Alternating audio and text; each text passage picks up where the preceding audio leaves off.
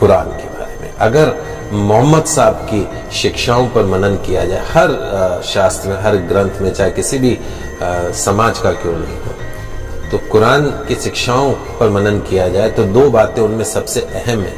पहली, मोहम्मद साहब की शिक्षाएं किसी भी एक देश या एक धर्म के लिए नहीं है, सबके लिए है। और दूसरी जो उनकी शिक्षाएं हैं, आज से 1500 साल पहले जितनी वो प्रासंगिक थी, आज भी उतनी ही प्रासंगिक है। जीवन का कोई पहलू ऐसा नहीं जिसे बेहतर बनाने, अच्छाई को स्वीकार करने के लिए मोहम्मद साहब ने कोई संदेश न दिया हो कुरान में। उनकी बातें इंसानों को सच की राह दिखाती है। अर्थशास्त्र भले ही ब्याज को मूलधन का किराया, शुल्क या कुछ और माने, लेकिन एक इस्लाम धर्म ऐसा है जिसमें ब्याज को ममनू माना गया, अनुचित माना गया है ब्याज को। इस्लाम के मुताबिक ब्याज एक ऐसी व्यवस्था है जो अमीर को और अमीर बनाती है और गरीब को और गरीब बनाती है। 10% पे लोग ब्याज पे पैसा लेते हैं, शोषण का एक जरिया है। पवित्र कुरान में स्पष्ट रूप से ब्याज को वर्जित माना गया है। इंसानों के लिए कहा गया है कि ईमान वालों, 2 गुना और 4 गुना करके ब्याज मत खाया करो, मालिक से डरो। ब्याज खाने से बरकत खत्म हो जाती है, ब्याज की कमाई से बरकत खत्म होती है। इंसान के द्वारा किए गए पुण्य भी ब्याज की कमाई से खत्म हो जाते हैं। ध्यान रखें, ब्याज धन को कम करता है, लेकिन दान पुण्य से धन कभी भी कम नहीं होता है।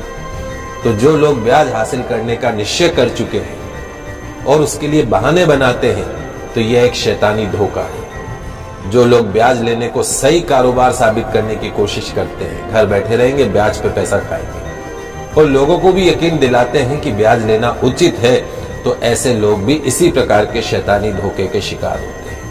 जो लोग ब्याज खाते हैं, उनके बारे में कहा गया है कि वे कयामत के दिन खड़े नहीं हो सकते, उसी तरीके से जैसे किसी को शैतान ने छूकर पागल कर दिया हो। यह इसलिए क्योंकि वे कहा करते थे कि व्यापार भी तो ब्याज के समान ही है। अपनी बात को सही ठहराना। कुरान में व्यापार को वैध माना गया, लेकिन ब्याज को पूरी तरीके से अवैध। कुरान में संदेश दिया गया है कि जो लोग इस हिदायत के बाद ब्याज लेना बंद कर देंगे, उनका जो मामला है वो हुजूर को सुपुर्द है। लेकिन तमाम जानकारी के बावजूद जो नहीं संभलेंगे, जिन्होंने ब्याज लेना जारी रखा, उसके लिए आगे नारकीय जीवन है और उसकी कोई मुक्ति नहीं। तो मालिक से डरिए और जो कुछ भी ब्याज में शेष रह गया हो उसे छोड़ दीजिए। यदि तुम सच्चे दिल से ईमान रखते हो, न तुम खुद पे जुल्म करो, न तुम दूसरों के ऊपर जुल्म करो।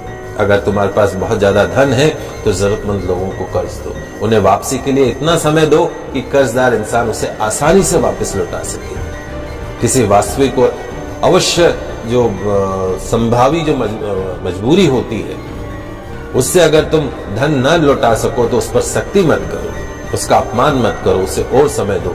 रोजी कमाने का गलत तरीका, गलत साधन, गलत रास्ता मत अपनाइए। मालिक से डरते हुए, उसकी नाफरमानी से बचते हुए सही जायज हलाल तरीके अपनाने, हराम रोटी के करीब भी मत जाइएगा। तो कुरान के शिक्षा को समझिए और ये ब्याज का जो काम करते हैं उसको बंद कर दीजिए।